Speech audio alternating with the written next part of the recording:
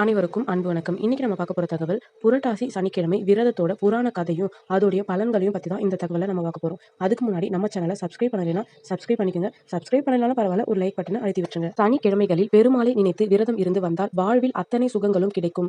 அதிலும் புரட்டாசி மாதத்தில் வருகின்ற சனிக்கிழமைகளில் பெருமாள் விரதம் கூடுதல் விசேஷம். கண் கண்ட தெய்வம் திருப்பதி பெருமாளை நினைத்து கோவிந்தா கோவிந்தா என்று கோவிந்த நாமவழி சொல்லும் போதே நம் நெஞ்சில் நிறைந்து விடுகிறார் ஏழுமலையான். பொதுவாக சனிக்கிழமைகளில் பெருமாளுக்கு விரதம் இருப்பது வழக்கம்தான். இதில் புரட்டாசி மாத சனிக்கிழமைக்கு என தனி சிறப்பு இருக்கிறது.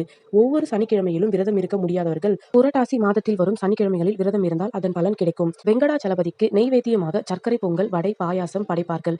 எல்லோரும் பக்தி பெருக்குடன் கோவிந்தா கோவிந்தா என்று கோஷமிட வேண்டும். புரட்டாசி சனிக்கிழமை திருப்பதி வெங்கடேச பெருமாளுக்கு பிரியமான விழாவானதால் அன்று வீட்டில் உள்ள குட்டி பிள்ளைகளுக்கு நெற்றியில் நாமமிட்டு அவர்கள் கையில் நாமமிட்ட பாத்திரம் ஒன்றை அளித்து நம் வீட்டின் அருகில் உள்ள 4-5 வீடுகளுக்கு சென்று தானம் எடுத்து வர சொல்வார்கள். அன்று முக்கியமாக பச்சரிசி மாவில் விளக்கு செய்து அதில் நெய் விட்டு தீபம் ஏற்ற வேண்டும். பெருமாள் படத்தின் முன்பு இப்படி நெய் தீபம் ஏற்றுவதால் வறுமை நீங்கி வீட்டில் செல்வ செழிப்பு ஏற்படும் என்பது நமது நம்பிக்கை. பூஜை முடிந்த பிறகு விருந்தினருக்கு உணவளித்து தாம்பூலம் கொடுப்பதும் நம் முன்னோர்களின் வழக்கமான வழிபாடாக உள்ளது. இந்த வழிபாடு எல்லாம் எதனால் வருகிறது என்ற புராண கதையை பத்தி பார்க்கலாம் வாங்க. திருப்பதி வெங்கடாச்சலபதி கோவில் அமைந்துள்ள திருமலையில் பீமன் என்ற குயவர் வசித்தார். இவர் பெருமாள் பக்தர். இவர் ஆயுள் முழுவதும் சனிக்கிழமை விரதம் இருப்பதாக சங்கல்பம் எடுத்துக்கொண்டவர். ஆனால் இவரது ஏழ்மையின் காரணமாக எந்நேரம் தொழிலில் மூழ்கியே கிடப்பார். சனிக்கிழமைகளில் கோவிலுக்கு போக நேரம் இருக்காது. போனாலும் பூஜை முறையும் தெரியாது. தப்பி தவறி போனால் பெருமாளே நீயே எல்லாம் என்ற வார்த்தையை மட்டும் சொல்லிவிட்டு வந்து விடுவார். ஒரு முறை மனதில் ஒரு எண்ணம் உதித்தது. பெருமாளை பார்க்க கோவிலுக்கு போக நேரமில்லை. பெருமாளை இங்கேயே வரவழைத்தால் என்ன என்று யோசித்தார். படபடவென களிமண்ணால் ஒரு சிலையை செய்தார்.